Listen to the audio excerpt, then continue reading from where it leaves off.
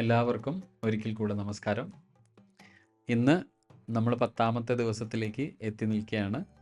41 ദിവസം നീണ്ടു നിൽക്കുന്ന അയ്യപ്പനെ അറിയുക സ്പിരിറ്റ് ഓഫ് ശാസ്ത എന്ന് നാമകരണം ചെയ്തിട്ടുള്ള നമ്മുടെ ഈ ഒരു ജ്ഞാനയജ്ഞത്തിന് അതിരാവിലെ തന്നെ വളരെ ഉത്സാഹപൂർവ്വം കാണുവാൻ വേണ്ടി എത്തിച്ചേർന്ന നിങ്ങളെല്ലാവരെയും ഹൃദയത്തിൻ്റെ ഭാഷയിൽ സ്വാഗതം ചെയ്യുകയാണ്.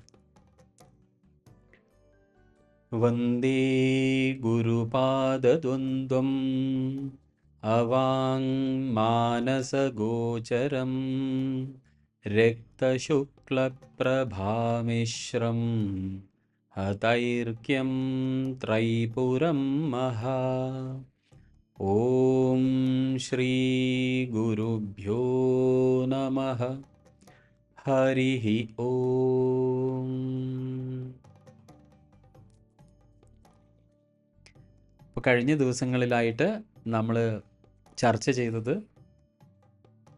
ശബരിമല തീർത്ഥാടനത്തിൽ യോഗദർശന പ്രകാരം നമ്മൾ സഞ്ചരിക്കേണ്ട ക്ഷേത്രങ്ങളും ആ ക്ഷേത്രങ്ങൾ നമ്മുടെ ശരീരത്തിൽ ചെലുത്തുന്ന സ്വാധീനവും അതുവഴി ആധ്യാത്മിക യാത്രയിൽ എൻ്റെ പഞ്ചകോശ ശരീരങ്ങളിൽ സൂക്ഷ്മ ശരീരത്തിനുണ്ടാവുന്ന മാറ്റങ്ങൾ എന്തൊക്കെ, സ്ഥൂല ശരീരത്തിനുണ്ടാവുന്ന മാറ്റങ്ങൾ എന്തൊക്കെ, അത് ഒരു വ്യക്തി എന്ന നിലയിൽ പൂർണ്ണമായ ബോധചൈതന്യത്തിൻ്റെ അംശചൈതന്യമായ എന്നിൽ ഉളവാക്കുന്ന മാറ്റങ്ങൾ.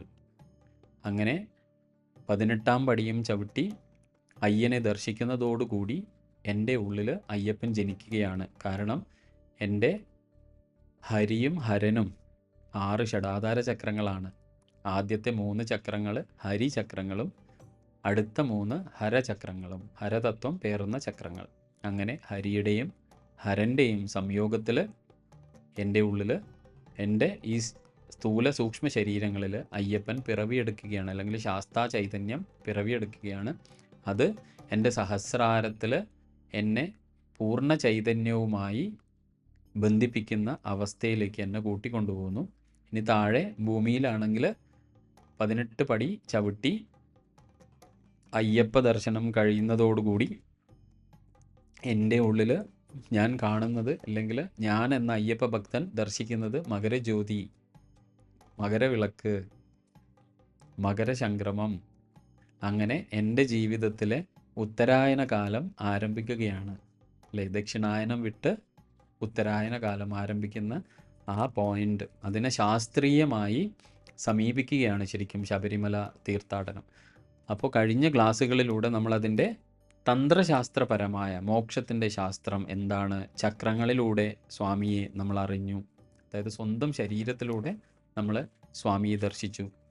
ഇനി നമ്മൾക്ക് അയ്യപ്പൻ്റെ ചരിതങ്ങളിലൂടെയാണ് നമ്മൾക്ക് സഞ്ചരിക്കാനുള്ളത്. അവിടെ നമ്മൾ മനസ്സിലാക്കേണ്ടത് അയ്യപ്പൻ അല്ലെങ്കിൽ ശാസ്താവ് എന്ന ചൈതന്യത്തിൻ്റെ ജനനം ശരിക്കും ഉണ്ടാവുന്നത് അയ്യപ്പന് മുൻപേ ജീവിച്ച ഓരോ കഥാപാത്രങ്ങൾ അല്ലെങ്കിൽ ഓരോ വ്യക്തിത്വങ്ങളാണ്.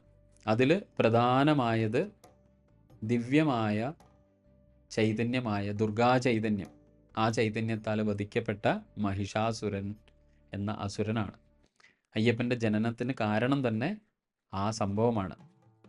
ഇന്ത്യയിൽ അല്ലെങ്കിൽ ഭാരതത്തിലെ ദർശനങ്ങൾ സൂചിപ്പിക്കുന്നത് പോലെ തന്നെ അസുരനായ മഹിഷനെ വർഷങ്ങളോളം തപസ് ചെയ്ത ആ മഹിഷൻ വരം നേടി, അല്ലേ, ഭൂമിയിൽ വെച്ച് ഒരു മനുഷ്യനോ മൃഗമോ അവനെ കൊല്ലരുതെന്ന വരം അവൻ ബ്രഹ്മാവിൽ നിന്ന് സമ്പാദിക്കുകയും അവൻ്റെ ആഗ്രഹം ബ്രഹ്മാവ് അനുവദിച്ചു നൽകി വരം യാഥാർത്ഥ്യമാവുന്നതിൻ്റെ അനന്തരഫലമായിട്ട് എന്തു പറ്റി എന്ന് ചോദിച്ചാൽ, ആ വരം ലഭിച്ച ഉടനെ തന്നെ എന്തു ചെയ്യും?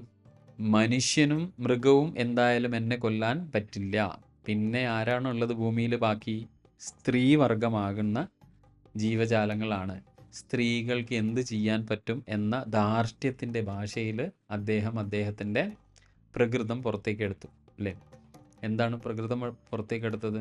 ഈ അനുഗ്രഹത്തിൻ്റെ ബലത്തിൽ, ഈ ഒരു വരത്തിൻ്റെ ബലത്തിൽ എന്ത് ചെയ്തു? മഹിഷാസുരൻ ദേവന്മാർക്കെതിരെ ആക്രോശിക്കുകയും ഇന്ദ്രൻ്റെയും ദേവന്മാരുടെയും ഒക്കെ ലോകങ്ങൾക്കെതിരെ യുദ്ധം തുടങ്ങുകയും ചെയ്തു. അതായത് ദേവലോകങ്ങൾക്കെതിരെ യുദ്ധം ചെയ്യുകയും ചെയ്തു. അങ്ങനെ ഈ സമയം അങ്ങനെ ദേവലോകം കീഴടക്കുകയും ദേവന്മാർക്ക് എല്ലാ ശല്യങ്ങളും സൃഷ്ടിക്കുകയും ചെയ്തു. അപ്പോൾ ഈ സമയം മഹിഷാസുരൻ്റെ ആക്രമണത്തിൽ നിന്ന് രക്ഷ നേടുവാൻ വേണ്ടിയിട്ട് ഇന്ദ്രനും ദേവന്മാരും എന്ത് ചെയ്തു? വിഷ്ണുവിൻ്റെ സഹായം തേടി. അപ്പോൾ വിഷ്ണുവിൻ്റെ സഹായം തേടി തുടർന്ന് ബ്രഹ്മാവിൻ്റെയും ശിവൻ്റെയും മറ്റ് ദേവതകളുടെ എല്ലാം സഹായം തേടി. അങ്ങനെ ശിവൻ്റെ പാതിയായ ശക്തിയോടൊപ്പം ദുർഗ എന്ന അതിൻ്റെ ഫലമായിട്ടാണ് ആരവതരിക്കുന്നത്? ദുർഗ അവതരിക്കുന്നത്. ആ സ്ത്രൈണമായ ദിവ്യശക്തിത്വം ഉയർന്നു വന്നു. കാരണം എന്താ? മഹിഷാസുരനെ കൊല്ലണമെങ്കിൽ സ്ത്രൈണമായ ഭാവമാണ് ആവശ്യം, ചൈതന്യമാണ് ആവശ്യം. അങ്ങനെ ബ്രഹ്മാവ്, വിഷ്ണു, ശിവൻ എന്ന 3 ദിവ്യശക്തികളുടെ കേന്ദ്രീകൃതമായ ശക്തികളാൽ അത്യുജ്വല ശക്തിയുടെ ഒരു രൂപമായി ദുർഗ അവതരിക്കുകയാണ്. അങ്ങനെ അവതരിച്ചു വന്ന ദുർഗ ബ്രഹ്മാവ്, വിഷ്ണു, ശിവൻ എന്ന ത്രിമൂർത്തി ശക്തികളിൽ നിന്ന് ഉയർത്തെഴുന്നേറ്റ ആ ദുർഗയെ മഹാകാളി, മഹാലക്ഷ്മി, മഹാസരസ്വതി എന്നിവരുടെ സംയുക്ത രൂപമായി നമ്മൾക്ക് പുരാണങ്ങളിൽ ദർശിക്കാൻ കഴിയും. അങ്ങനെ ഈ 3 ദേവികളെ ഉൾക്കൊള്ളുന്ന ശക്തി ചൈതന്യമായത് കൊണ്ട് ഈ 3 ദേവികളെ പൊതുവെ നമ്മൾ ത്രിദേവി എന്ന് വിളിക്കും. അപ്പം ഓം നമ്മൾ ഇങ്ങനെ തന്നെ ദർശനത്തിൽ വായിക്കാൻ പറ്റും. പുരാണങ്ങളിൽ നമ്മൾക്ക് കണ്ടെത്താൻ പറ്റുന്ന എന്താണ്? ഓം മഹാകാളി, മഹാലക്ഷ്മി, മഹാസരസ്വതി രൂപായ നവകോടി മൂർത്തിയൈ ദുർഗായൈ നമഃ എന്ന് പറഞ്ഞാൽ എന്താണ്? മഹാകാളി, മഹാലക്ഷ്മി, മഹാസരസ്വതി എന്ന ശക്തികളുടെ സംയുക്ത രൂപമായ 9 തരം രൂപങ്ങൾ ഉളവായ നിനക്ക് വന്ദനം. നവകോടി മൂർത്തി എന്ന് പറഞ്ഞാൽ ശരിക്കും നവദുർഗയാണ്. അവിടെ കോടി എന്ന് പറഞ്ഞാൽ സംസ്കൃതത്തിൽ ഗ്രൂപ്പ് എന്നുള്ള അർത്ഥമാണ് നമ്മളിവിടെ എടുക്കേണ്ടത്. കോടി എന്ന് പറഞ്ഞാൽ ഒരു ഗണം, ഒരു കൂട്ടം എന്നുള്ള അർത്ഥം. അതാണ് നമ്മൾ ഹൈന്ദവതയിൽ നമ്മൾ എപ്പോഴും പറയാറുണ്ടല്ലോ 30 മുക്കോടി ദേവതകൾ. 30 മുക്കോടി ദേവതകൾ ശരിക്കും എന്താണെന്ന് പറഞ്ഞാൽ 33 എന്ന സംഖ്യ ആണ് റെപ്രസെൻ്റ് ചെയ്യുന്നത്. 33 എന്നതിൻ്റെ ഒരു കൂട്ടം. അത് വിശദമായിട്ട് നമുക്ക് വരുന്ന ക്ലാസ്സുകളിൽ വേണമെങ്കിൽ ചർച്ച ചെയ്യാം.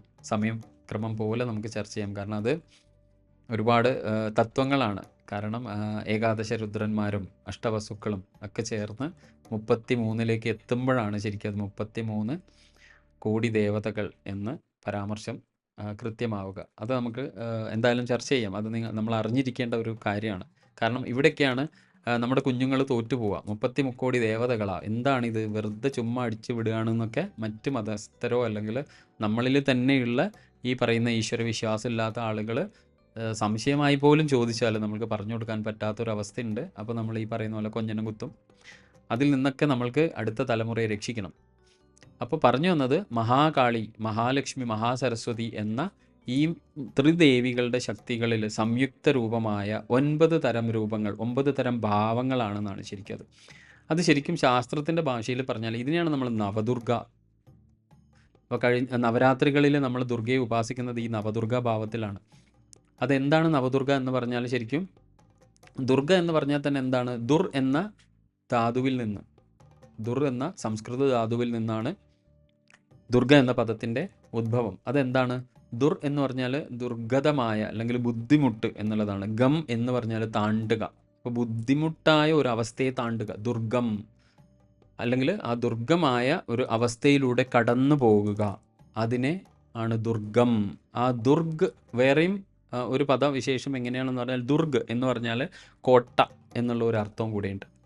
ദുർഘടമായത് താണ്ടിയതിന് ശേഷം ജീവാത്മാവ് വസിക്കുവാനോ അല്ലെങ്കിൽ ജീവാത്മാവിനെ ഒരു ശക്തമായ കോട്ടയിലേക്ക്, അതായത് അസുരന്മാരായ നകാരാത്മകമായ ശക്തി ചൈതന്യങ്ങൾക്ക് പ്രവേശിക്കുവാനോ കീഴടക്കുവാനോ പ്രയാസമുള്ളതായ ഒരു ശക്തമായ കോട്ട, അതാണ് ദുർഗ്.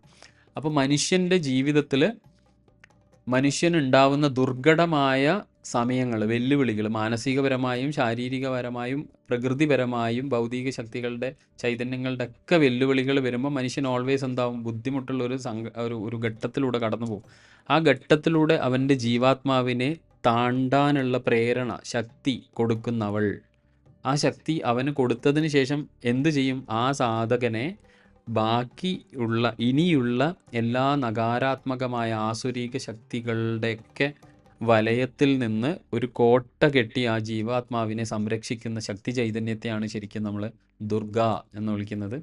ഈ നവരാത്രി കാലത്ത് നമ്മൾ 9 ദിവസങ്ങളിലായിട്ട് ഈ ശക്തി ചൈതന്യത്തെയാണ് നമ്മൾ ആരാധിക്കുന്നത്. കഴിഞ്ഞ ക്ലാസ്സിൽ ഞാൻ നവദുർഗയുടെ കൺസെപ്റ്റ് പറഞ്ഞിട്ടുണ്ടായിരുന്നു. യതീശ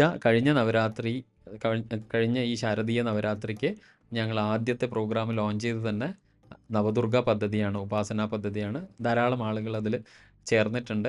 ഒരുപാട് ആളുകൾക്ക് ജീവിതത്തിൽ വലിയ വലിയ മാറ്റങ്ങൾ സംഭവിച്ചു. അതൊക്കെ അവർ ഇന്നും എല്ലാ മാസവും ശരിക്കും നവരാത്രി നമ്മൾക്കറിയുന്നത് പൊതുവേ അറിയപ്പെടുന്നത് വർഷത്തിലെ സെപ്റ്റംബർ ഒക്ടോബർ മാസത്തിൽ വരുന്ന ശാരദീയ നവരാത്രിയാണ്. പക്ഷേ യഥാർത്ഥത്തിൽ നമുക്ക് പ്രധാനമായ 4 നവരാത്രികളുണ്ട്. അതുകൂടാതെ എല്ലാ മാസത്തിലും നവരാത്രിയുണ്ട്. അപ്പം ഞങ്ങളുടെ ഉപാസന പദ്ധതിയിൽ വന്ന അമ്മമാർ അല്ലെങ്കിൽ ആൾക്കാർ തികച്ചും എല്ലാ മാസങ്ങളിലും ഈ നവദുർഗ സാധന അവർ ചെയ്യുന്നുണ്ട്. എല്ലാ മാസവും 9 ദിവസം, അതായത് അമാവാസിക്ക് ശേഷമുള്ള 9 ദിവസങ്ങളാണ് ശരിക്കും നവരാത്രി എന്ന് പറയുക. പ്രഥമ മുതൽ നവരാത്രി വരെയുള്ള 9 ദിവസങ്ങൾ. ആ 9 ദിവസങ്ങൾ അവർ നവദുർഗാ രൂപത്തെ, ദുർഗയുടെ 9 ശക്തി വിശേഷങ്ങളെ ഉപാസിക്കുകയാണ് ജീവിതത്തിൽ. അതുവഴി അവർക്ക് ചിന്തിക്കാൻ പറ്റാത്ത മാറ്റങ്ങളാണ് പല ആളുകൾക്കും ഉണ്ടായിട്ടുള്ളത്. അപ്പോൾ അതുകൊണ്ട് തന്നെ ഇങ്ങനെയുള്ള ഉപാസനാ പദ്ധതികൾ നിങ്ങളുടെയൊക്കെ സമക്ഷം നമ്മൾക്ക് എത്തിക്കാനുണ്ട്. അതിൻ്റെയൊക്കെ ഒരു ഭാഗമാണിപ്പോൾ ഈ ശാസ്ത്ര ചൈതന്യം അല്ലെങ്കിൽ ശാസ്ത്ര ചൈതന്യത്തെക്കുറിച്ച് അറിയുക എന്നുള്ള പരിപാടിയും.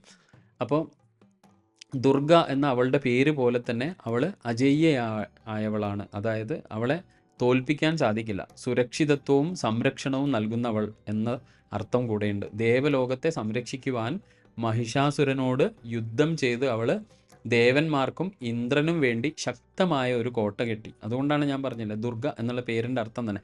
യുദ്ധത്തിൽ മഹിഷാസുരൻ, ദുർഗയുമായിട്ടുള്ള നേരിട്ടുള്ള യുദ്ധത്തിൽ മഹിഷാസുരൻ പല രൂപങ്ങളും സ്വീകരിച്ചു. എന്നിരുന്നാലും ഓരോ രൂപത്തെയും അവൾ ഹനിച്ച് ഹനിച്ച് ഹനിച്ച് അല്ലെങ്കിൽ നിഗ്രഹിച്ച് അവസാനം അവനൊരു എരുമയുടെ, മഹിഷിയുടെ രൂപമെടുത്തു, അല്ലെങ്കിൽ മഹിഷൻ്റെ രൂപം എടുത്തപ്പോൾ സിംഹാരൂഢയായിരുന്ന ദുർഗ അവനെ നിഗ്രഹിച്ചു. അപ്പോൾ അങ്ങനെ നിഗ്രഹിച്ചതിന് ശേഷം ഇന്ദ്രൻ്റെ ദേവസാമ്രാജ്യത്തെയും ദേവന്മാരുടെ ദേവലോകത്തെയും ഒക്കെ സംരക്ഷിച്ചു. എന്നാലും അവർക്ക് തിരികെ മഹിഷാസുരനെ വധിച്ചതിന് ശേഷം ഇന്ദ്രനും ദേവന്മാർക്കും ദേവലോകം പ്രാപിക്കാനുള്ള അവസരം ദേവി ഉണ്ടാക്കി. മഹിഷാസുരൻ്റെ അന്ത്യം ശരിക്കും അവൻ്റെ സഹോദരിയായ മഹിഷിയിൽ പ്രതികാരത്തിൻ്റെ വിത്ത് പാകി. അതങ്ങനെയാണല്ലോ അല്ലേ? നമ്മുടെ കൂട്ടത്തിൽ ആർക്കെങ്കിലും ഒരു അപകടം വന്നാൽ ആ അപകടം ഉണ്ടാക്കിയ ആളെ കുലം അടക്കം മുടിക്കണം എന്നാണല്ലോ നമ്മൾ ശപഥം ചെയ്യുക. അപ്പോൾ അതുപോലെ തന്നെയാണ് മഹിഷിക്കും തോന്നിയത്. അങ്ങനെയാണ് അയ്യപ്പൻ്റെ ജനനത്തിനുള്ള കാര്യങ്ങൾ ഒരുങ്ങി വരാൻ തുടങ്ങിയത്. അല്ലെങ്കിൽ ശാസ്താ ചൈതന്യം ഭൂമിയിൽ അല്ലെങ്കിൽ പ്രപഞ്ചത്തിൽ അവതരിക്കുവാനുള്ള കാരണമുണ്ടായത് ഈ ഒരു സംഭവമാണ്. അപ്പോൾ മഹിഷാസുരൻ്റെ സഹോദരിയായ മഹിഷി ഈ പറയുന്ന ദുർഗയുടെ കയ്യാൽ നിഗ്രഹപ്പെട്ട തൻ്റെ സഹോദരത്തിൻ്റെ മരണത്തിന് പ്രതികാരം ചെയ്യാൻ വേണ്ടിയിട്ട് ബ്രഹ്മാവിനെ വീണ്ടും തപസ് ചെയ്തു. അവിടെ നേടിയ വരം എന്താണ്? ആണിൻ്റെയും പെണ്ണിൻ്റെയും സംയോജനത്തിൽ, അല്ലെങ്കിൽ ആണിൻ്റെയും പിന്നെ സംയോജനത്തിൽ ജനിച്ച ഒരാളിനെ മാത്രം, 2 പുരുഷ ചൈതന്യത്തിൻ്റെ സൃഷ്ടിക്ക് മാത്രം. അതായത് വരം ഇങ്ങനെയാണ് ചോദിച്ചത്: ആണിൻ്റെയും പെണ്ണിൻ്റെയും സംയോജനത്തിൽ ജനിച്ച് ആർക്കും അവളെ പരാജയപ്പെടുത്താൻ സാധിക്കില്ല. അതായത് പ്രപഞ്ചത്തിൻ്റെ താളം എന്താണ്? പ്രപഞ്ചത്തിൻ്റെ താളം ഒരു സ്ത്രീയും പുരുഷ ചൈതന്യവും ചേരുമ്പോഴാണ് സൃഷ്ടി സംഭവിക്കുക എന്നുള്ളതാണ്. മാസ്കുലിൻ ആൻഡ് ഫെമിനിൻ എനർജീസ് ചേരുമ്പോഴാണ് ഒരു പുതിയ ക്രിയേഷൻ ഉണ്ടാവുക എന്നാണ്. അപ്പോൾ അങ്ങനെ നാച്ചുറൽ പ്രോസസ്സിലൂടെ ഉണ്ടാവുന്ന ഒരു ചൈതന്യത്തിന് അവളെ വധിക്കാൻ സാധിക്കില്ല. ഇതായിരുന്നു ബ്രഹ്മാവിനോട് ചോദിച്ച വരം. അങ്ങനെ ആ വരം നേടി ആ അനുഗ്രഹത്തിൻ്റെ ഫലമായിട്ട് പ്രകൃതിയുടെ ക്രമത്തിന് എതിരായിട്ട് വേണം ആരെങ്കിലും ജനിക്കാൻ. അങ്ങനെ ആയാൽ മാത്രമേ എന്തുണ്ടാവുള്ളൂ? മഹിഷിയെ വധിക്കാൻ സാധിക്കുള്ളൂ. അപ്പോൾ ഈ വരം കൊണ്ട് ശക്തി പ്രാപിച്ച ശേഷം അവളും ഈ പറയുന്ന പോലെ സഹോദരൻ്റെ വഴി തന്നെയാണ് അവളും പോയത്. എന്താ? ദേവന്മാരെ ആക്രമിച്ചു. ദേവലോകത്ത് നിന്ന് ദേവന്മാരെയൊക്കെ പുറത്താക്കിയതിന് ശേഷം അത് അവൾ കൈവശപ്പെടുത്തി. അവിടെ അധികാരം സ്ഥാപിച്ച് അവിടെ ഭരണാധികാരിയായി വർത്തിക്കാൻ തുടങ്ങി. അങ്ങനെ മഹിഷിയെ ശമിപ്പിക്കാനുള്ള ഒരേ ഒരു മാർഗം ആണിൻ്റെയും പെണ്ണിൻ്റെയും സംയോജനത്തിൽ നിന്ന് ജനിക്കാത്ത ഒരു അസ്തിത്വമാണ്, ഒരു സത്തയാണ്. അത് എങ്ങനെ നേടിയെടുക്കാൻ പറ്റുമായിരുന്നു? അവിടെയാണ് നമ്മൾ അയ്യപ്പൻ്റെ അവതാരത്തിൻ്റെ കഥകൾ നമ്മൾ പഠിക്കേണ്ടത്. ഈ പറയുന്ന പാലാഴി മദനം എന്ന ഒരു വലിയ കഥയുടെ തുടക്കം ഇവിടെയാണ്. അപ്പോൾ എന്തിനാണ് ഇത് പറയുന്നത് എന്ന് പറഞ്ഞാൽ, നിങ്ങൾ വിചാരിക്കും അയ്യപ്പൻ എന്ന് പറഞ്ഞിട്ട് ഇതെന്തിനാണ് പാലാഴി മദനം? കാരണം പാലാഴി മദനം എന്ന അടിസ്ഥാന സംഭവമാണ് ശാസ്താ ചൈതന്യത്തിൻ്റെ ആവിർഭാവത്തിന് കാരണം. അപ്പോൾ ഞാൻ കഴിഞ്ഞ ക്ലാസ്സുകളിൽ പറഞ്ഞിട്ടുണ്ട്, നമ്മുടെ പുരാണങ്ങളൊന്നും വെറും കെട്ടുകഥകളല്ല, പിന്നെയോ അവർ വലിയ തത്വം നമ്മൾക്ക് മനസ്സിലാക്കി തരുന്ന വലിയ വിജ്ഞാന ഭണ്ഡാരങ്ങളാണ്. ഇപ്പോൾ പാലാഴി മദനം കഥ നമ്മൾ എന്തായാലും ഈ ശബരിമല തീർത്ഥാടനവുമായിട്ട് ബന്ധപ്പെടുത്തിയിട്ടല്ലെങ്കിൽ പോലും നമ്മുടെ ഓരോരോ വ്യക്തിയുടെ ജീവിതത്തിലും നമ്മൾ പഠിച്ചിരിക്കേണ്ട പുരാണ കഥയാണ്. കാരണം അതിൽ ആഴത്തിലുള്ള ഒരുപാട് തത്വങ്ങൾ അതിലുണ്ട്. നമ്മൾ വിചാരിച്ച പോലെ ഒരു പർവ്വതത്തിൻ്റെ മേലെ ഇങ്ങനെ വാസുകിയെ പിടിച്ച് കയറാക്കുന്നു, ആ പർവ്വതത്തെ താങ്ങാൻ ആമ, എങ്ങനെയാണ് ആമയ്ക്കൊക്കെ പർവ്വതത്തെ താങ്ങാൻ പറ്റുക? ഇതൊക്കെ വെറുതെ അടിച്ചിങ്ങനെ വിടുകയാണ്. ഈ നമ്മുടെ ഋഷീശ്വരന്മാർ വലിയ വലിയ ആളാണെന്ന് പറയുകയും ചെയ്യും. ഇവർ എഴുതിയ കഥക്കൊന്നും ഒരു ലോജിക്ക് പോലുമില്ല. എന്നിട്ട് ഇത് ലോകം മൊത്തം വലിയ സംഭവമാണെന്ന് പറഞ്ഞ് നടക്കുകയും ചെയ്യും എന്നൊക്കെ പറയും നമ്മൾ, അല്ലേ?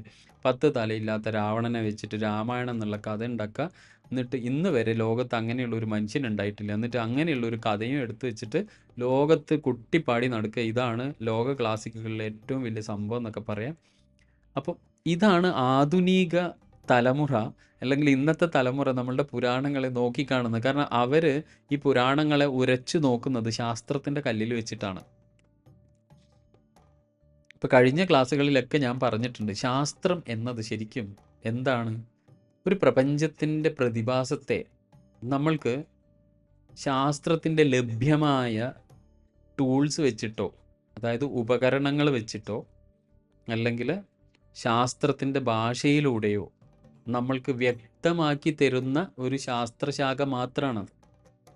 അതായത് ഇപ്പോൾ ഗ്രാവിറ്റി എന്ന ഒരു സംഭവം ആപ്പിളിൻ്റെ കഥ ഉപയോഗിച്ചിട്ട് നമ്മൾക്ക് വ്യക്തമാക്കി തരുന്നു. എന്നാൽ ശാസ്ത്രം ഇത് കണ്ടുപിടിച്ചതാണോ എന്ന് ചോദിച്ചാൽ അല്ല, ഇത് പ്രപഞ്ചത്തിലുള്ള ഒരു പ്രതിഭാസമാണ്. പക്ഷേ ശാസ്ത്രം എന്ത് ചെയ്തു? നമ്മൾക്കത് അനാവരണം ചെയ്തു തന്നു, നമ്മൾക്ക് മനസ്സിലാവുന്ന ഭാഷയിൽ നമ്മളോട് പറഞ്ഞു.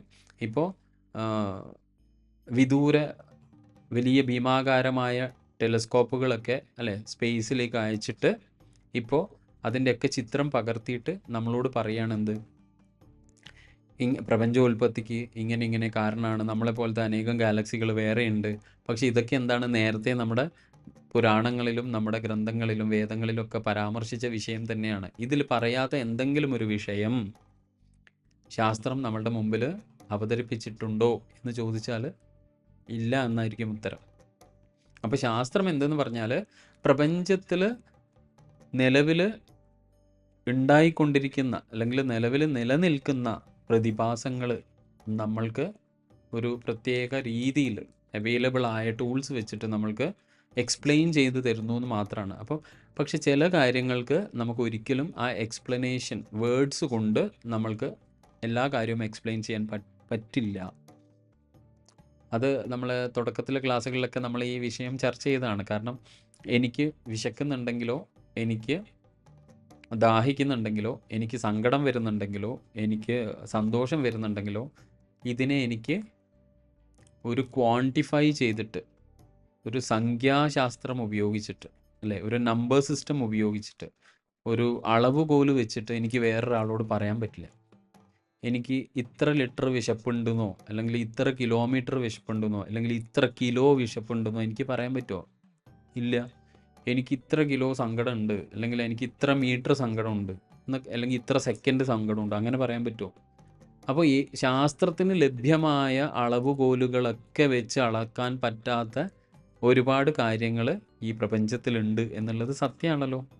അപ്പോൾ അതിൻ്റെ അർത്ഥം എന്താണ്? അവിടെ ശാസ്ത്രം ഫെയിലായില്ലേ? അപ്പോൾ ആ ഒരു പ്രതിഭാസം വിവരിക്കാൻ ശാസ്ത്രത്തിൻ്റെ കയ്യിൽ അളവുകോലില്ല. അപ്പം ശാസ്ത്രം എല്ലാ മേഖലയിലും ശാസ്ത്രത്തിന് നിർവചനം തരാൻ പറ്റുമോ എന്ന് ചോദിച്ചാൽ ഇല്ല എന്നാണ് ഉത്തരം. അപ്പോൾ ശാസ്ത്രത്തിന് നിർവചിക്കാൻ പറ്റാത്ത ഒരുപാട് കാര്യം എൻ്റെ സാധാരണക്കാരൻ്റെ ജീവിതത്തിലുണ്ട്. പിന്നെയാണോ ഈ ദർശനങ്ങൾ ശാസ്ത്രത്തിന് നിർവചിക്കാൻ പറ്റുക? അപ്പം ഇവിടെയാണ് ആധുനിക തലമുറയും അല്ലെങ്കിൽ പ്രത്യക്ഷത്തിലുള്ള ഈ ഒരു 21ാം നൂറ്റാണ്ടിലെ തലമുറ സനാതന ധർമ്മത്തിൻ്റെ അല്ലെങ്കിൽ ഹൈന്ദവ ദർശനങ്ങളുടെയൊക്കെ അസ്തിത്വങ്ങൾ ചോദ്യം ചെയ്യുന്നത്. അത് ശരിക്കും ബാലിശമായി ഒരു കാര്യമായിട്ടേ ഞങ്ങൾക്കൊക്കെ സ്വീകരിക്കാൻ വേണ്ടി സാധിക്കൂ. കാരണം ശാസ്ത്രം ഇന്ന് വളരെ താല്പര്യത്തോടു കൂടി പഠിക്കണ ഒരു മേഖലയാണ് ഭാരതീയ ദർശനങ്ങൾ. നമ്മൾക്കറിയാം, ഇപ്പോൾ ജർമ്മനി പോലത്തെ ഒരു രാജ്യം അവരുടെ ബഡ്ജറ്റിൽ പ്രധാനപ്പെട്ട ഒരു ഒരു തുക അല്ലെങ്കിൽ ഒരു ഭാഗം തന്നെ നീക്കി വെക്കുന്നത് റിസർച്ച് ആൻഡ് ഡെവലപ്മെൻറ്റ് എന്നുള്ള ഒരു മേഖലയിലാണ്.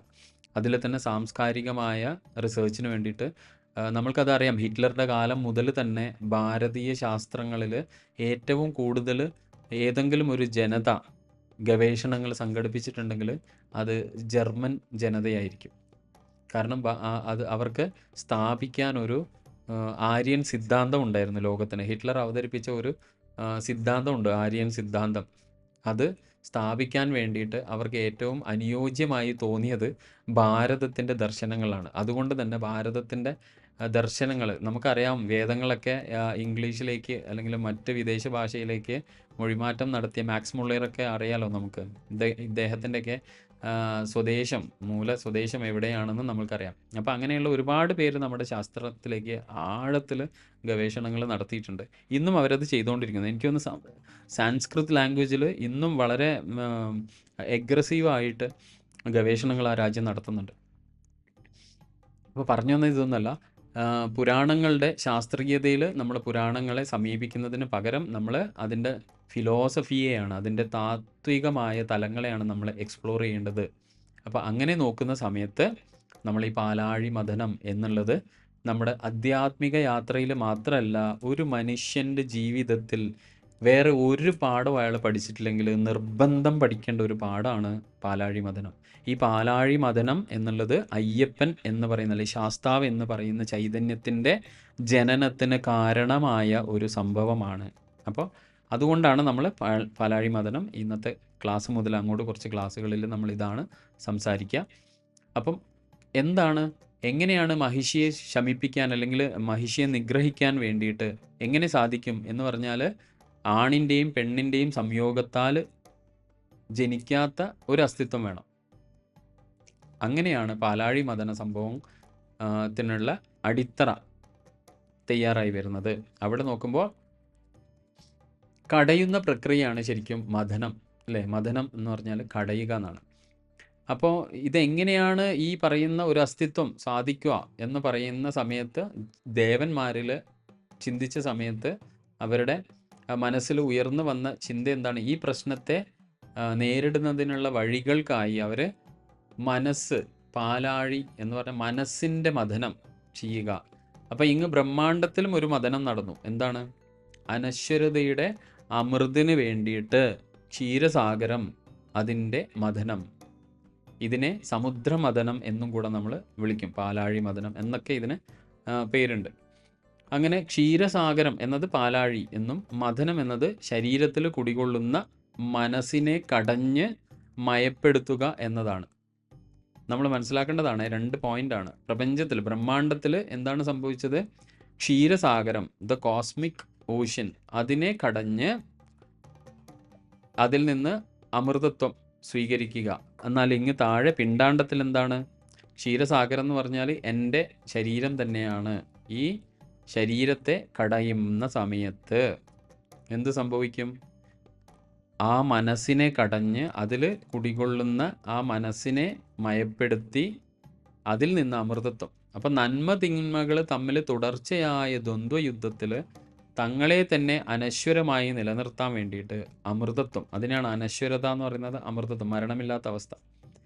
ഇത് 2 അവസ്ഥയും ദേവന്മാരും ആഗ്രഹിച്ചു, ആസുരന്മാരും ആഗ്രഹിച്ചു. എന്നിരുന്നാലും ക്ഷീരസമുദ്രം ഇളകുമ്പോൾ മാത്രമേ എന്ത് കാര്യവും നമ്മൾ അതിനെ ഇളക്കി കടഞ്ഞാൽ മാത്രമാണ് അതിൻ്റെ അകത്തുനിന്നുള്ള ക്രീം, നമ്മൾ കേട്ടിട്ടില്ലേ, ക്രീമി ലെയർ. എന്ത് പദാർത്ഥത്തിൻ്റെ ക്രീം നമുക്ക് കിട്ടണമെങ്കിൽ ആ പദാർത്ഥത്തെ നമ്മൾ കടയണം.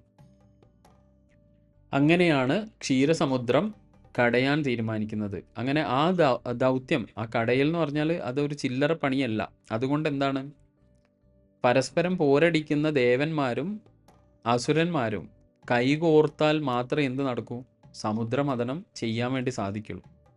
ഇവിടെയാണ് സമുദ്രമഥനം എന്നുള്ള ആ ഒരു നമ്മുടെ എല്ലാവരുടെയും ജീവിതത്തിൽ, ആധ്യാത്മിക യാത്രയിൽ വളരെ പ്രാധാന്യമുള്ള ആ ഒരു കാര്യം ഉയർന്നു വരുന്നത്. അപ്പോൾ ഈ സമുദ്രമഥനത്തിൽ തന്നെ നമ്മൾക്ക് മനസ്സിലാവും, അവിടെ സമുദ്രമഥനവുമായിട്ട് ബന്ധപ്പെട്ടിട്ട് വിഷ്ണുവിൻ്റെ ഒരു പ്രധാന അവതാരം വരുന്നുണ്ട്, കൂർമാവതാരം അല്ലേ? അത് വിഷ്ണുവിൻ്റെ രണ്ടാമത്തെ അവതാരമാണ് കൂർമാവതാരം. മത്സ്യാവതാരം കഴിഞ്ഞിട്ട് കൂർമാവതാരം. അപ്പം ആ കൂർമാവതാരത്തിൻ്റെ കഥയും കൂടെ നമ്മൾക്ക് ഇതിൻ്റെ കൂട്ടത്തിൽ മനസ്സിലാക്കാനുണ്ട്, അല്ലെങ്കിൽ ഇതിൻ്റെ കൂട്ടത്തിൽ മനസ്സിലാക്കണം. കാരണം എന്താണ്? കാലാന്തരങ്ങളിൽ പ്രപഞ്ചത്തിലെ ഒരു സന്തുലിതാവസ്ഥ കൈവരിക്കാൻ വേണ്ടിയിട്ട് വിഷ്ണു സ്വയം കൂർമ്മത്തിൻ്റെ രൂപത്തിൽ അവതരിച്ചു എന്നുള്ളതാണ് കഥ. അപ്പം അതെന്താണെന്ന് നമുക്ക് വിശദമായിട്ട് നോക്കാം. ഞാൻ ഈ പറഞ്ഞതുപോലെ തന്നെ സമുദ്രമഥനത്തിൻ്റെ അല്ലെങ്കിൽ അമൃത തത്വത്തിന് വേണ്ടിയിട്ടുള്ള ഒരു ദാഹമാണ് ശരിക്കും പാലാഴി മഥനം. സമുദ്രമഥനത്തിൻ്റെ പശ്ചാത്തലത്തിലാണ് ശരിക്കും ഞാൻ നേരത്തെ പറഞ്ഞ കൂർമ്മത്തിൻ്റെ കഥ തന്നെ വികസിക്കുന്നത്, കൂർമാവതാരത്തിൻ്റെ. അപ്പോൾ അനശ്വരതയുടെ അമൃതത്വം അതിനു വേണ്ടിയിട്ടുള്ള ആഗ്രഹത്താൽ പ്രേരിതമായി ദേവന്മാരും അതുപോലെ തന്നെ അസുരന്മാരും ഈ സ്വർഗീയമായ ഈ ഒരു വലിയ ഉദ്യമത്തിൽ അവർ സഹകരിച്ചു. സമുദ്രത്തെ മതിക്കുക എന്ന ആയാസകരമായ എന്ന വലിയ പണിയാണത്.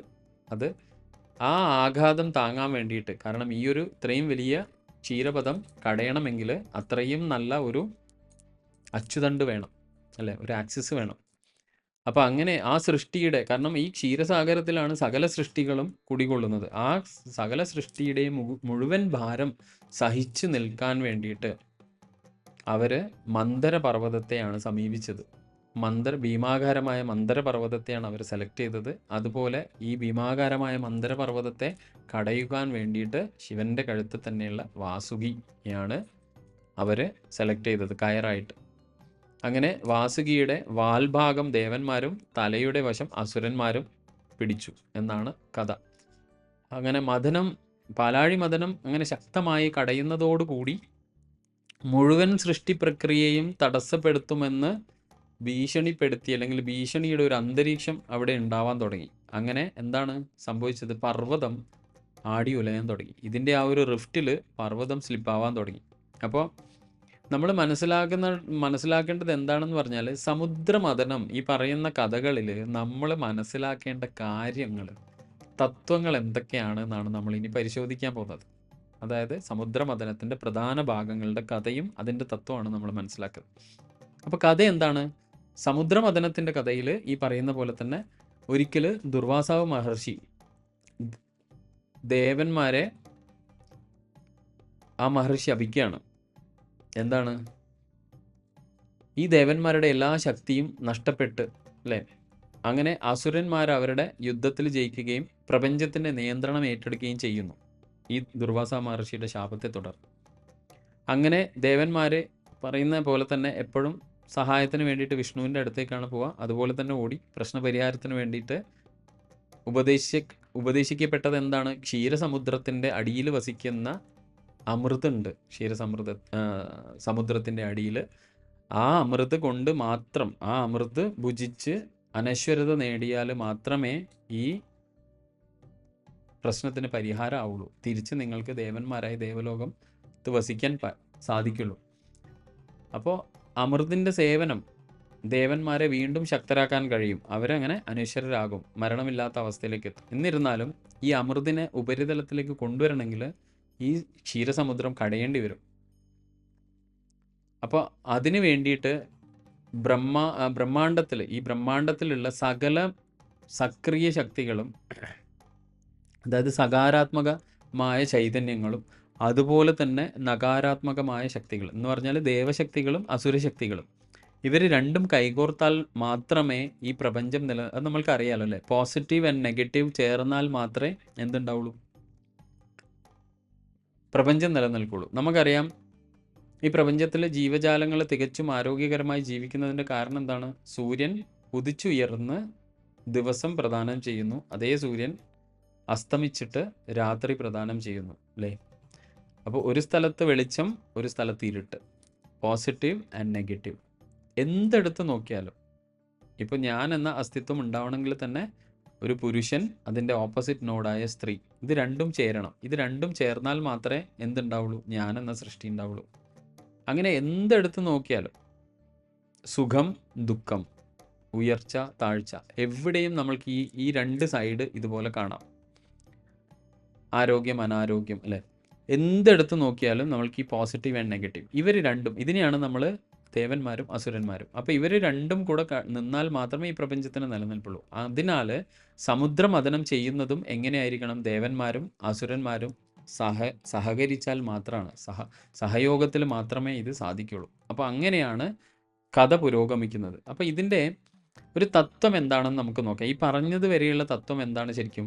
ക്ഷീരസമുദ്രം എന്താണ്? ക്ഷീരസമുദ്രം വേറെ ഒന്നല്ല, നിങ്ങളുടെയും എൻ്റെയും ജീവിതമാണ് ക്ഷീരസമുദ്രം. മനസ്സിലായോ? പാലാഴി എന്ന് വിളിക്കുന്നത് നിങ്ങളുടെയും എൻ്റെയൊക്കെ ജീവിതമാണ്. അതൊരു സമുദ്രം പോലെ വിശാലമാണ്. നമ്മുടെ ജീവിതം അത്ര, അല്ലേ? ഭയങ്കര വിശാലമായ ഒരു കാര്യമാണ് നമ്മുടെ ജീവിതം. ആ സമുദ്രത്തിൻ്റെ ഉപരിതലത്തിൽ വളരെയധികം കാര്യങ്ങൾ നടക്കുന്നുണ്ട്. പക്ഷേ അതിൻ്റെ ഉള്ളിൽ ഇപ്പോഴും അതെപ്പോഴും അനിശ്ചിതത്വവും പ്രവചനാതീതമാണ്. നമ്മൾക്ക് പുറമേ കാര്യങ്ങളൊക്കെ നമ്മൾ പ്ലാൻ ചെയ്യുമെങ്കിലും നമ്മൾക്ക് നാളെ എന്ത് സംഭവിക്കുമെന്നോ, അല്ലേ, ഭാവിയിൽ എന്ത് സംഭവിക്കുമെന്നോ എന്നുള്ളത്, ജീവിതത്തിൽ ഭാവിയിൽ എന്ത് സംഭവിക്കുമോ എന്നുള്ളത് അനിശ്ചിതത്വം തന്നെയാണ്. ജീവിതത്തിൻ്റെ കാര്യം എടുത്താൽ അതൊരു സമുദ്രം പോലെയാണ്. സമുദ്രത്തിൻ്റെ കാര്യം നമുക്കറിയാലോ. ഉപരിപ്ലവത്തിൽ നോക്കിയാൽ നമുക്ക് ഒരുപാട് കാര്യങ്ങളുണ്ടാവും, തിര ഇതാകുന്നുണ്ടാവും, ബാക്കി കാര്യങ്ങളൊക്കെ നമ്മൾ കാണുന്നുണ്ടാവും. പക്ഷേ ഇതിൻ്റെ അടിത്തട്ടിൽ എന്താണെന്നുള്ളത് ഈ സമുദ്രത്തെ നോക്കി നിൽക്കുന്ന ഒരാൾക്കും പ്രവചിക്കാൻ വേണ്ടി പറ്റില്ല, അല്ലേ? എപ്പം തിര ഉയരും, ഒരുപാട് വസ്തുതകളെ അടിസ്ഥാനപ്പെടുത്തിയിട്ടാണ്. അപ്പോൾ ഇതുപോലെ തന്നെയാണ് നമ്മുടെ ജീവിതവും. അപ്പോൾ സമുദ്രത്തിൻ്റെ ആഴത്തിൽ എന്താണ് സംഭവിക്കുന്നതെന്ന് നമ്മൾക്കറിയാത്തതുപോലെ തന്നെ സമുദ്രത്തിൽ നിന്ന് നമുക്ക് എന്ത് ലഭിക്കും? അതായത് ജീവിതത്തിൽ നമ്മൾ ഉപരിതലത്തിൽ മാത്രമേ സത്യത്തിൽ നിങ്ങളും ഞാനൊക്കെ ജീവിക്കുന്നുള്ളൂ. എന്നാൽ ജീവിതത്തിൻ്റെ ആഴത്തിലുള്ള അർത്ഥം, ഈ ജീവിതം എങ്ങനെ മനോഹരമാക്കാം എന്ന് ഒരിക്കലും നമുക്കറിയില്ല. നമ്മുടെ ജീവിതത്തിൻ്റെ ആഴമേറിയ അർത്ഥം സമുദ്രം പോലെ നിഗൂഢമാണ്. ഇപ്പം നിങ്ങളോടത്ത് നമ്മളെല്ലാവരും ഇതുപോലെ പരസ്പരം ഇരുന്ന് നമ്മൾ ഈ ചോദ്യം അഭിമുഖീകരിക്കുന്നുണ്ടെങ്കിൽ നമുക്ക് വ്യക്തമായൊരു ഉത്തരം ഉണ്ടാവില്ല. എങ്ങനെയാണ് നമ്മുടെ എന്താണ് നമ്മുടെ ജീവിതത്തിൻ്റെ അർത്ഥം എന്ന് വെച്ചാൽ പ്രത്യക്ഷത്തിൽ നമുക്കൊന്നും പറയാൻ പറ്റില്ല. ഉപരിതലത്തിൽ ഇന്ന് എന്താണോ നമ്മൾ കാണുന്നത്, ജീവിക്കുന്നത്, അതിൻ്റെ അടിസ്ഥാനത്തിൽ ഒരു ഉത്തരം പറയുന്നത് മാത്രമല്ല. പക്ഷെ നാളെ തന്നെ ആ അവസ്ഥ മാറും. അപ്പോൾ എൻ്റെ ഉത്തരം എപ്പോഴും അനിശ്ചിതത്വമായിരിക്കും. അപ്പോൾ ജീവിത കാലം മുഴുവനും നമ്മൾ ആനന്ദം തേടുന്നു. എന്നാൽ ആ ആനന്ദം എന്ന് പറഞ്ഞാൽ സുഖങ്ങൾ, സുഖ സൗകര്യങ്ങൾ, അത് നമ്മളെ പോലെ തന്നെ മരണത്തിന് വിധേയമാണ്, അല്ലേ? മർത്യവുമാണെന്നാണ് പറയാം. ക്ഷണികമാണ്, ഹ്രസ്വകാലം മാത്രം, പെട്ടെന്ന് അപ്രത്യക്ഷമാവും. കാരണം അത് പറയുമ്പോൾ നമുക്ക് പറയേണ്ടി വരുന്നത്, ഇപ്പോൾ 16-ാം വയസ്സിൽ ഞാൻ കോളേജിൽ ചേരുമ്പോൾ എൻ്റെ ലക്ഷ്യങ്ങൾ ഒരുപാട് ലക്ഷ്യങ്ങളായിരിക്കും ഉണ്ടായിരുന്നിട്ടുണ്ടാവുക 16-ാം വയസ്സിൽ. അതേ ഞാൻ ഡിഗ്രി കഴിഞ്ഞ് കോളേജിൽ നിന്ന് പുറത്തേക്ക് ഇറങ്ങുമ്പോൾ ഉള്ള ലക്ഷ്യം മാറിയിട്ടുണ്ടാവും. സ്കൂളിൽ പഠിക്കുമ്പോൾ എനിക്കുണ്ടായ ലക്ഷ്യം, അത് നേടുമ്പോൾ എനിക്ക് കിട്ടിയ സന്തോഷം, ആ സന്തോഷം സ്കൂള് 10-ാം ക്ലാസ് ഇറങ്ങുന്നതോടുകൂടി തീർന്ന് കോളേജിൽ ഞാൻ ചേരുന്ന സമയത്തോടുകൂടി പുതിയ ആഗ്രഹങ്ങൾ വന്നു. ആ ആഗ്രഹങ്ങൾ ഞാൻ നേടി. വീണ്ടും എനിക്ക് ഒരു നിശ്ചിത കാലം സന്തോഷം ഉണ്ടാവും. വീണ്ടും ആ സന്തോഷം അസ്തമിച്ച് അടുത്ത ഒരു ആഗ്രഹം ജനിച്ച്. അപ്പോൾ ഇങ്ങനെ ജീവിതകാലം മുഴുവനും നമ്മൾ ആനന്ദം തേടിക്കൊണ്ടേയിരിക്കും. ഈ ആനന്ദമൊക്കെ നമ്മൾക്ക് കിട്ടുമായിരിക്കും. പക്ഷേ ആ ആനന്ദമൊക്കെ ക്ഷണികവും ഹ്രസ്വകാലവും മാത്രം ജീവനുള്ളതും പെട്ടെന്ന് അപ്രത്യക്ഷമാകുന്നതായിരിക്കും. അപ്പോൾ ആനന്ദത്തിൻ്റെ ആത്യന്തിക തലം നമ്മുടെ ജീവിതത്തിൻ്റെ ഏറ്റവും ആഴത്തിലുള്ള പാളിയിലാണ് ഇരിക്കുന്നത്. അത് നേടിയെടുക്കുന്നതോടുകൂടി ഒരു വ്യക്തിക്ക് അത് ഞാൻ അനശ്വരനാണെന്ന് തോന്നും, എനിക്ക് മരണമില്ല എന്ന് തോന്നും. കാരണം ആ തത്വം, ആ സുഖം, ആ ആനന്ദം ആ സമുദ്രത്തിൻ്റെ ജീവിതത്തിൻ്റെ ഏറ്റവും അടിയിൽ കിടക്കുന്ന അടിയിലത്തെ പാളിയിൽ എങ്ങനെയാണോ ഇപ്പം ക്ഷീരസമുദ്രത്തിൻ്റെ തത്വത്തിൽ അമൃത് ഉണ്ട് എന്ന് പറഞ്ഞത് അടിത്തട്ടിൽ, അതുപോലെ തന്നെയാണ് നമ്മളുടെ ഓരോരുത്തരുടെയും ജീവിതത്തിലെ അടിത്തറയിൽ നമ്മൾക്ക് ആവശ്യമുള്ള അനശ്വരമായ ഒരിക്കലും മരിക്കാത്ത ആനന്ദം അവിടെ ഉണ്ട്. അതെങ്ങനെയാണ് നമ്മൾ പ്രാപിക്കുന്നത്? അതിനനുസരിച്ചിട്ട് നമ്മുടെ ജീവിതത്തിൽ അനന്തമായ ഒരിക്കലും അസ്തമിക്കാത്ത സൂര്യനെ പോലെയുള്ള സന്തോഷം ഉണ്ടാവും.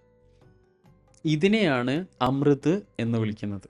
അപ്പോൾ ആ അമൃത് രുചിച്ചതിന് ശേഷം, നേടിയതിന് ശേഷം ജീവിതത്തിൻ്റെ ഏറ്റവും വലിയ ഭയമായ മരണം എന്ന പ്രതിഭാസം നിങ്ങൾ മറികടക്കും. അതിനെയാണ് അമൃതത്വം എന്ന് പറയുക. കാരണം ജീവിതം എന്താണ്, ഞാൻ എന്താണ്, ഈ ലോകം എന്താണ്, എൻ്റെ ശരീരത്തിനുള്ള ആയുസ് എന്താണ്, ഞാൻ എന്ന് പറയുന്ന അസ്തിത്വം എന്താണ് എന്നൊക്കെ നമ്മൾ ഈ സമുദ്രത്തിൽ എന്താ പറയുക, ആഴത്തിൽ പോകുന്നതോടുകൂടി നമ്മൾക്ക് അതിലെ യഥാർത്ഥ അറിവ് നമ്മൾക്ക് ലഭിക്കാൻ തുടങ്ങും.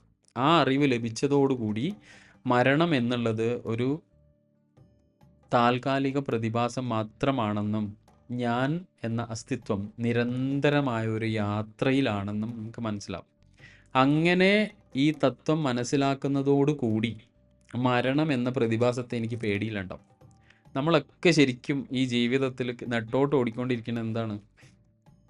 മരണത്തെ പേടിച്ചിട്ടാണ്. മരിക്കുന്ന സമയം എനിക്ക് ഇത്ര ആസ്തി ഉണ്ടാവണം, എൻ്റെ ആരോഗ്യം ഇങ്ങനെ ഉണ്ടാവണം, എൻ്റെ മുടി ഇങ്ങനെ ഉണ്ടാവണം, മരിച്ചു കിടന്നാൽ ഞാൻ ഇങ്ങനെ കാണണം, എൻ്റെ കുട്ടികൾ സെറ്റാവണം അല്ലെങ്കിൽ സെറ്റിലാവണം എന്നൊക്കെ വിചാരിച്ചിട്ടാണ് നമ്മൾ എന്തിനാണ് ശരിക്കും ഭയക്കുന്നത്? നമ്മൾ മരണത്തെയാണ് ശരിക്കും. എന്നാലും നിങ്ങൾ എന്നത്തെയും പോലെ സദാ സന്തോഷവാനായിരിക്കും എപ്പോൾ നിങ്ങൾ ജീവിതത്തിൻ്റെ ഈ അമൃത് രുചിക്കുമെങ്കിൽ. അപ്പം തുടർച്ചയായ അസുഖകരമായ ജീവിതം അർത്ഥമാക്കുന്നത് നിങ്ങളിൽ സാവധാനത്തിലെ മരണമാണ് ജീവിക്കുന്നതെന്നാണ്. ഇപ്പം നമ്മൾ ജീവിതത്തിൽ നിങ്ങൾക്ക് തുടർച്ചയായിട്ട് അസുഖകരമായ അവസ്ഥയാണ് ഉള്ളതെന്ന് വരിക. അതായത് ഒരു ദിവസം സന്തോഷം ഉണ്ടാവും, തൊട്ടടുത്ത് സങ്കടമാണ്. അപ്പോൾ നമ്മൾ ചില ആളുകളെ കണ്ടാലും നമ്മളെ സുഹൃത്തുക്കളൊക്കെ കണ്ടാൽ നമ്മൾ ചോദിക്കാറുണ്ടല്ലോ, എങ്ങനെയുണ്ട്, എന്തൊക്കെയാണ് വിശേഷം? ഓ, ഒന്നും പറയണ്ട, എന്ത് ജീവിതം എന്നൊക്കെ പറയും. അതിൻ്റെ അർത്ഥം എന്താണെന്ന് അറിയോ? അയാൾ സാവധാനത്തിൽ മരിച്ചുകൊണ്ടിരിക്കുകയാണ്. അയാൾ ദിനം ദിനം മരണം ഇങ്ങനെ ആസ്വദിച്ചുകൊണ്ടിരിക്കുകയാണ്, അല്ലെങ്കിൽ അനുഭവിച്ചുകൊണ്ടിരിക്കുകയാണ്. എന്താണ് ആസ്വദിക്കുകയല്ല, അനുഭവിച്ചുകൊണ്ടിരിക്കുകയാണ്. എന്താ പറയാനുള്ള കാരണം ഇത് പതിവായി, അയാൾക്ക് അസുഖകരമായ അവസ്ഥ പതിവായി. എന്നാൽ അമൃത് ലഭിക്കാൻ വേണ്ടിയിട്ട് നമ്മൾ എന്താണ് ചെയ്യേണ്ടത്? ഇതിൽ നിന്ന് പുറത്ത് കടക്കണമെങ്കിലാണ് എനിക്ക് അമൃത് വേണ്ടത്, മരണമില്ലാത്ത അവസ്ഥ. അതിനുവേണ്ടി ഞാൻ എന്ത് ചെയ്യണം? ജീവിതമാകുന്ന സമുദ്രം നമ്മൾ കടയണം. എങ്ങനെയാണ് അത്? പാലിലെ നമ്മൾ പറയില്ലേ, ക്ഷീരം എന്ന് പറഞ്ഞ പാലാണല്ലോ, ജലാംശം അല്ലേ? ജീവിതത്തിലെ നിസാരമായ ഉള്ളടക്കത്തിനെയാണ് നമ്മളൊരു പാലിലെ ജലാംശത്തോട് താരതമ്യം ചെയ്യേണ്ടത്. ആ പാലിലെ വെണ്ണ എന്നതോ നിങ്ങളുടെ ജീവിതത്തിലെ പ്രധാന ഉള്ളടക്കങ്ങൾ. അപ്പോൾ ഒരു പാലെടുത്താൽ, ക്ഷീരമെടുത്താൽ, നമ്മുടെ ജീവിതം ഒരു പാലിനോട് ഉപമിച്ചാൽ ആ പാലിൽ അടങ്ങിയിട്ടുള്ള ജലാംശം എന്താണ്? ജീവിതത്തിലെ അത്ര അല്ലെങ്കിൽ അത്ര പ്രാധാന്യമല്ലാത്ത നിസാരമായ ഉള്ളടക്കങ്ങളെയാണ് ആ പാലിലെ ജലാംശമായി നമ്മൾ ജീവിതത്തിലെ ജലാംശം. ആ പാലിലെ വെണ്ണ എന്താണ്? കോറ് അല്ലേ? അത് ജീവിതത്തിൻ്റെ പ്രധാന ഉള്ളടക്കങ്ങൾ. അപ്പോൾ തുടക്കത്തിൽ നമ്മൾ ജീവിതത്തിലെ പ്രയോറിറ്റീസ്, ഈ ഉള്ളടക്കങ്ങൾ എന്ന് പറഞ്ഞാൽ പ്രയോറിറ്റീസാണ്. അപ്പോൾ എപ്പോഴും നമ്മൾ നമ്മുടെ ജീവിതത്തിലെ പ്രയോറിറ്റീസ്, ഏതാണ് എനിക്ക് പ്രാധാന്യം, ഏതാണ് എനിക്ക് അപ്രാധാന്യം, ഇത് വേർതിരിക്കേണ്ടതുണ്ട്. അങ്ങനെയാണ് നമ്മൾ ആഴത്തിലുള്ള പാളികളിലേക്ക് കടക്കുക. അങ്ങനെ അമൃതത്തിന് വേണ്ടിയിട്ട് നമ്മുടെ ജീവിതത്തിലെ ഏറ്റവും ആഴത്തിലുള്ള പാളിയിൽ നിന്ന് അത് സ്വയം വെളിപ്പെടുത്താൻ തുടങ്ങും. എപ്പോൾ? നമ്മൾ ഇതിനെ രണ്ടിനെയും വേർപെടുത്തുമ്പോൾ. അമൃതത്വം എന്ന് പറഞ്ഞാൽ നമ്മുടെ ദൈനംദിന ജീവിതത്തിൻ്റെ ദൃശ്യമായ ഉപരിതലത്തിൽ അത് വന്ന് പൊങ്ങി ഇങ്ങനെ നിൽക്കും അമൃതത്വം. അതെപ്പോഴേ സംഭവിക്കൂ? ജലാംശം അങ്ങ് വറ്റിക്കണം, നിസാരമായതിനെ അങ്ങ് തള്ളണം, പ്രധാനമായതിനെ ചേർത്തേക്കണം. അതിനായിട്ട് നമ്മൾക്ക് എന്ത് ചെയ്യണം? കഠിനാധ്വാനം ചെയ്യേണ്ടതുണ്ട് അല്ലേ? ജീവിതത്തിൽ അമൃതത്വം വരിക്കണമെങ്കിൽ കഠിനാധ്വാനം ആവശ്യമാണ്. ഇത് നമ്മൾ സംസാരിക്കുന്ന ചില നമ്മളിപ്പോൾ ഈ പറഞ്ഞ പോലെ പാല് അല്ലെങ്കിൽ പാൽപാത്രം മാത്രമല്ല, ഈ കടയുന്ന സമുദ്രം അല്ലെങ്കിൽ ജീവിതം വിലയേറിയൊരു മനുഷ്യ ജീവിതമാണ്. നമ്മുടെ ജീവിതത്തിനൊക്കെ ഭയങ്കര വിലയുണ്ട്, നമ്മൾ നിസാരമായി കാണുന്നുണ്ടെങ്കിലും. അപ്പോൾ എങ്ങനെയാണ് നമ്മൾ ജീവിതത്തെ സമീപിക്കേണ്ടത്? ജീവിതം വിലയേറിയതാണ്. അതിൽ നിന്ന് പ്രധാനമല്ലാത്ത പ്രയോറിറ്റീസിനെ വിട്ട് അപ്രധാനമായ പ്രയോറിറ്റീസിനെ മുറുകെ പിടിച്ച് മുൻപോട്ട് പോകുമ്പോൾ തനിയെ ഈ അമൃത് ജീവിതത്തിൽ പൊങ്ങി വരാൻ തുടങ്ങും. അപ്പം ഇനി നമ്മൾ ശ്രദ്ധിക്കേണ്ടത് എന്താണ്? ആരാണ് ഈ പ്രക്രിയ ചെയ്യുക അല്ലേ? നമ്മുടെ ജീവിതത്തെ ആരാണ് കടയുക? നമ്മൾ തന്നെയാണോ കടയേണ്ടത് അല്ലേ? അങ്ങനെയാണല്ലോ നമുക്ക് അമൃതത്വം കിട്ടാം. അപ്പോൾ അതിനുള്ള ഉത്തരം എന്താണ്? അത് നമ്മൾക്ക് അടുത്ത ക്ലാസ്സുകളിൽ നമുക്ക് ചിന്തിക്കാം. അപ്പം എന്താണ് പാലാഴി മദനം? അത് എൻ്റെ ജീവിതമായിട്ട് ബന്ധമുള്ളത് എന്താണെന്നുള്ള ഫസ്റ്റ് പോയിന്റ് നമ്മൾ ഇന്നത്തെ ക്ലാസ്സിൽ മനസ്സിലാക്കി. ഈ പാലാഴി മദനമാണ് ശാസ്ത എന്ന ചൈതന്യത്തിൻ്റെ ഉത്ഭവത്തിൻ്റെ കാരണം. അപ്പോൾ പാലാഴി മദനവും എൻ്റെ ജീവിതവും തമ്മിൽ ബന്ധമുണ്ട്. ശാസ്താവും ഞാനും തമ്മിൽ എന്തോ ബന്ധമുണ്ട്, എൻ്റെ ജീവിതവും തമ്മിൽ. ഇതൊക്കെയാണ് ഞാൻ മനസ്സിലാക്കേണ്ടത്. എല്ലാ വർഷവും മാലയിട്ട് മലയ്ക്ക് പോകുന്നത് ഈ ബന്ധം ഊട്ടി ഉറപ്പിക്കാൻ വേണ്ടിയിട്ടായിരിക്കണം. അല്ലെങ്കിൽ ഈ ഒരു ബന്ധം എന്താ പറയുക, റിഫ്രഷ് ചെയ്യാൻ വേണ്ടിയിട്ടായിരിക്കണം. അപ്പം എന്നും എൻ്റെ ജീവിതത്തെ കടഞ്ഞുകൊണ്ട് എൻ്റെ ഉള്ളിലുള്ള ശാസ്താവിനെ ജനിപ്പിക്കണം, എൻ്റെ ജീവിതവുമായി ബന്ധപ്പെട്ട മഹിഷാസുരനെ വധിക്കണം, എൻ്റെ ജീവിതവുമായി ബന്ധപ്പെട്ട മഹിഷിയെ വധിക്കണം, എൻ്റെ ഉള്ളിൽ ദുർഗ അവതരിക്കണം, അങ്ങനെ അങ്ങനെ അങ്ങനെ ഒരുപാട് രഹസ്യങ്ങൾ നമ്മൾക്ക് ഈ 41 ദിവസങ്ങളിലൂടെ നമുക്ക് മനസ്സിലാക്കാനുണ്ട്. അപ്പോൾ എന്താണ് അടുത്ത ക്ലാസ്സിൽ നമ്മൾ പഠിക്കാൻ പോകുന്നതെന്ന് പറഞ്ഞാൽ, എൻ്റെ ജീവിതമാകുന്ന പാലാഴിയെ ആരാണ് കടയേണ്ടത്, ആര് കടയും എന്നുള്ളത് അടുത്ത ക്ലാസ്സിൽ നമുക്ക് മനസ്സിലാക്കാം. അപ്പോൾ ഇന്നത്തെ ക്ലാസ്സിലും നിങ്ങൾ എല്ലാ ക്ലാസ്സുകളിലെ പോലെ തന്നെ രാവിലെ എഴുന്നേറ്റ് ഈ ക്ലാസ് അറ്റൻഡ് ചെയ്യുന്നു. പലരും ഞങ്ങളെ അറിയിച്ചിട്ടുണ്ട് അവരുടെ ദൈനംദിന ജപക്രമം പോലും മാറ്റി വെച്ചിട്ട് ഈ ശാസ്താവിൻ്റെ ശാസ്ത്രം എന്ന ഈ ക്ലാസ് കേൾക്കാൻ വേണ്ടിയിട്ട് ഇരിക്കുന്നത് എഴുതിയിട്ടുണ്ട്. വലിയ സന്തോഷമാണ് ശരിക്കും അതൊക്കെ വായിക്കുമ്പം. നമ്മൾ ചെയ്യുന്നത് ഒരു വലിയ യജ്ഞമാണ്. ആ യജ്ഞത്തെ നിങ്ങളൊക്കെ വളരെ ഗൗരവപൂർവം വീക്ഷിക്കുകയും അത് ജീവിതത്തിൽ പ്രധാനപ്പെട്ടതായി കരുതുകയും അത് സ്വീകരിക്കാൻ നിങ്ങൾ എന്ത് ത്യാഗം ചെയ്യാൻ വേണ്ടിയിട്ടും തയ്യാറെന്ന് പറയുമ്പോൾ നിങ്ങൾക്കൊക്കെ ധർമ്മശാസ്താവിൻ്റെ ആ ഒരു അനുഗ്രഹമുള്ളത് കൊണ്ട് മാത്രമാണ് ഇങ്ങനെയൊക്കെ നിങ്ങൾക്ക് ചിന്തിക്കാൻ പറ്റുന്നത്. ഈ ഒരു ക്ലാസ് കേൾക്കാൻ പറ്റുന്നതും ഇതിപ്പോൾ ഞാൻ പറയുന്നത്, ഞാൻ അത്രയും വലിയ നമ്മളെ യതീഷ അത്ര വലിയൊരു കാര്യം എന്നുള്ള അവകാശവാദം ഉന്നയിച്ചിട്ടല്ല. എപ്പോഴും നമ്മൾക്ക് ജീവിതത്തെ മാറ്റിമറിക്കാൻ പറ്റുന്ന വിദ്യകൾ, വിജ്ഞാനങ്ങൾ നമ്മളിലേക്ക് ഒഴുകുന്നുണ്ടെങ്കിൽ അത് തീർച്ചയായും ഈശ്വരൻ്റെ അനുഗ്രഹമില്ലാതെ സാധിക്കുകയില്ല. അപ്പം ഈ ക്ലാസ് കേൾക്കുന്ന നിങ്ങളെല്ലാവരും സംശയലേശമന്യേ നിങ്ങൾക്ക് ഉറപ്പിക്കാം, നിങ്ങൾക്കൊക്കെ ധർമ്മശാസ്താവിൻ്റെ അനുഗ്രഹമുണ്ട് എന്നുള്ളത്. കാരണം നിങ്ങൾക്ക് ഇത്രയും ക്ലാസ്സുകളിലൂടെ കിട്ടിയത് എന്തായാലും നിങ്ങളുടെ ജീവിതത്തിൽ പുതിയൊരു അറിവായിരിക്കും എന്ന് കരുതുന്നു. കഴിയുന്നതും നിങ്ങൾ ഈ പറയുന്ന വീഡിയോയിൽ നിങ്ങളുടെ, കാരണം ഇത് യൂട്യൂബ് മാധ്യമത്തിലൂടെയാണ് നമ്മൾ ചെയ്യുന്നത് കൊണ്ട് നിങ്ങളുടെയൊക്കെ വിലയേറിയ അഭിപ്രായങ്ങൾ അവിടെ കമൻറ്റ് ബോക്സിൽ രേഖപ്പെടുത്തണം. ഈ വീഡിയോസിൻ്റെ ലിങ്ക്സ് പരമാവധി ഷെയർ ചെയ്യണം. ചാനൽ പരമാവധി ആളുകൾക്ക് പരിചയപ്പെടുത്തി കൊടുക്കുക. കാരണം ഇനിയും ഇത്തരത്തിലുള്ള ഒരുപാട് വീഡിയോസ്, കാരണം യതീശയെ സംബന്ധിച്ചിട്ട് ഈ വിദ്യകളൊന്നും സാമ്പത്തികമായ ഉന്നമനം ലക്ഷ്യമിട്ട് നമ്മൾ ചെയ്യുന്നതല്ല. നമ്മൾ സമൂഹത്തോടുള്ള ഒരു വലിയ പ്രതിബദ്ധത തീർച്ചയായും നമ്മൾ നിർവഹിക്കുകയാണ് ചെയ്യുന്നത്. ഈശ്വരൻ്റെ നാമത്തിൽ സാക്ഷ്യം പറഞ്ഞുകൊണ്ട് തന്നെയാണ് അത്, മനസ്സിൽ നിന്ന് തന്നെയാണ് പറയുന്നത്. യാതൊരു സങ്കോചവും നമുക്കതില്ല. കാരണം നിങ്ങൾക്ക് തന്നെ അറിയാവുന്നതാണ്, ഇന്നത്തെ കാലത്ത് ഇതൊക്കെ നമ്മൾ ആധുനിക മാധ്യമങ്ങൾ ഉപയോഗിച്ചിട്ടാണ് ചെയ്യുന്നത്. ആധുനിക മാധ്യമങ്ങൾ എന്ന് പറയുമ്പോൾ നിങ്ങൾക്ക് തന്നെ അറിയാം, നെറ്റിന് വരുന്ന പൈസയും ചാർജും കാര്യങ്ങളൊക്കെ. ഈ ഒരു 41 ദിവസത്തെ ക്ലാസ് ഞങ്ങൾ കൊണ്ടുപോകണമെങ്കിൽ നല്ലൊരു തുക സമൂഹത്തിന് വേണ്ടി ചിലവാക്കിയിട്ട് തന്നെയാണ്. അത് ഈ പറയുന്നത് പോലെ ഇന്ന് ഞങ്ങൾ എന്തെങ്കിലും ഈ വിദ്യ ഞങ്ങൾക്ക് ആർജിക്കാൻ പറ്റിയിട്ടുണ്ടെങ്കിൽ, എന്തെങ്കിലും സുഖ സൗകര്യങ്ങളിൽ ഇങ്ങനെയുള്ള കാര്യം ഈശ്വരി ഞങ്ങളെ കൊണ്ട് ചെയ്യിപ്പിക്കുന്നുണ്ടെങ്കിൽ അതൊക്കെ ഈ പ്രകൃതിയിൽ നിന്ന് ഞങ്ങളിലേക്ക് വന്നതാണ്. അതിൻ്റെ ഒരു ഭാഗമെങ്കിലും പ്രകൃതിക്ക് തിരിച്ചു കൊടുക്കാൻ ഞങ്ങൾ ബാധ്യസ്ഥരാണ് എന്നുള്ള ഉത്തമ ബോധ്യത്തോട് കൂടിയിട്ടാണ് ഇതൊക്കെ ചെയ്യുന്നത്. ഭാവിയിലും ഇതൊക്കെ ചെയ്യാൻ വേണ്ടിയിട്ട് ഉള്ള ഒരു സാധ്യതകളും ഞങ്ങൾക്കുള്ള ഈ സ്രോതസ്സും ഭഗവതി എത്തിച്ചു തരട്ടെ എന്നുള്ളത് പ്രാർത്ഥിക്കുന്നു. നിങ്ങളും അതുപോലെ യതീശയ്ക്ക് വേണ്ടി പ്രാർത്ഥിക്കുക. കാരണം ഇതൊരു വലിയ ഉദ്യമമാണ്. നമ്മൾക്ക് സമൂഹത്തോട് ചെയ്യാനുള്ളത് വലിയൊരു കാര്യമാണ്. നമ്മൾക്ക് എവിടെയോ വെച്ച് നഷ്ടപ്പെട്ട ഈ ഒരു സമ്പ്രദായങ്ങളൊക്കെ നമ്മൾക്ക് തിരിച്ചു പിടിക്കേണ്ടതുണ്ട്. എല്ലാ ആളുകളിലേക്കും എല്ലാ ഉപാസനകൾ, ആചാരങ്ങൾ, തീർത്ഥാടനങ്ങൾ, ഇതിൻ്റെയൊക്കെ തത്വങ്ങൾ നമ്മൾക്ക് എത്തിക്കാനുണ്ട്. ഉപാസന പദ്ധതികൾ എത്തിക്കാനുണ്ട്. അതൊക്കെ ഞങ്ങളെപ്പോലെ തന്നെ ഞങ്ങളുടെ കൂടെ നിങ്ങളും കൂടെ സഹകരിച്ച് തോളോട് തോൾ ചേർന്ന് ഈ ഒരു യുഗത്തിൻ്റെ ആവശ്യമാണ് എന്ന് മനസ്സിലാക്കിയിട്ട് നമ്മൾക്ക് എല്ലാവർക്കും ഒരുമിച്ച് മുൻപോട്ട് പോകാം. സ്വാമിയുടെ നാമത്തിൽ, നീലകണ്ഠ സ്വാമിയുടെ നാമത്തിൽ, സാക്ഷാൽ ധർമ്മശാസ്താവിൻ്റെ നാമത്തിൽ നിങ്ങൾക്കെല്ലാവർക്കും ഒരിക്കൽ കൂടെ നന്ദി പറയുകയാണ്. അടുത്ത ക്ലാസ്സിൽ വീണ്ടും കാണാം. സ്വാമിയേ ശരണമയ്യപ്പ.